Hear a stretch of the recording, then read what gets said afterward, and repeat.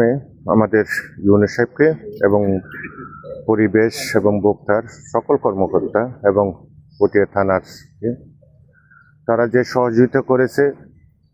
আমরা ফুলকলিতে গিয়েছি, ফুলকলির একটা পরিদর্শন করে আমরা যে ত্রুটিগুলি পেয়েছি সামান্য, এগুলি আমরা তাদেরকে অবহিত করেছি, তারা সংশোধনের জন্য একটা সময়। এর পরবর্তীতে যে অভিযান চালাবে আর কোনো খবর না দিয়ে অভিযান করা হবে।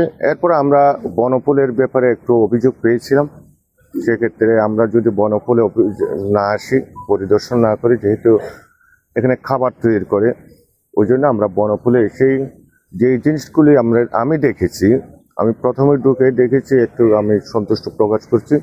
তাদের ইটিভি প্ল্যানটা আগে থেকে তৈরি হয়েছে এবং যে ফ্যাক্টরিগুলি আমি অনেক খাবার পরিবেশন অর্থাৎ প্যাকেজিংয়ে গেছি, ওখানে আমরা সন্তুষ্ট হয়েছি এবং তাদের খাবারের মান নির্ণয় করার জন্য আমাদের ভোক্তা অধিকার ছিল।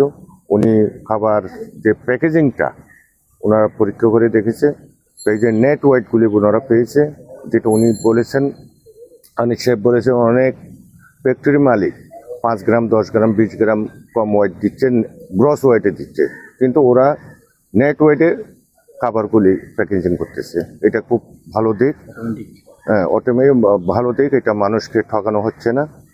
মানুষকে যদি যারা ঠকাইয়ে ব্যবসা করতে চায়, আল্লাহ তাদেরকেও ঠকাবে।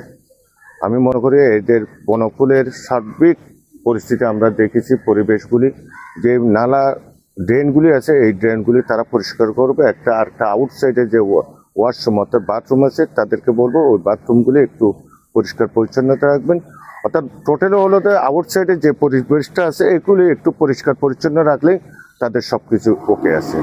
এগুলি অর্থাৎ এক প্রকার বনফুল যেটা আমরা এসে দেখেছি, এটা খুবই ভালো, সন্তোষজনক। খাবারের মান নিয়ে এবং ওয়েট নিয়ে এবং পরিবেশ সবগুলো ওভারঅল সব ঠিক আছে। ধন্যবাদ বনফুলকে। এই বনফুলের যে সিস্টেমটা দেখে আমরা যারা ছোটোখাটো কারখানা গড়ে উঠেছে, এখানে বলা হচ্ছে বেকারি, আপনাদের মাধ্যমে সকল বেকারিদেরকে স্পেসিফিক কোনো অভিযোগ থাকলে আপনারা অভিযোগ করবেন, সাথে সাথে এটার ব্যবস্থা গ্রহণ করবে। পরিবেশ ক্ষতি হয় এমন কিছু করা যাবে না এবং খাদ্যর মান যাতে ভালো না রাখলে তার বিরুদ্ধে আইনানুগ ব্যবস্থা গ্রহণ করা হবে।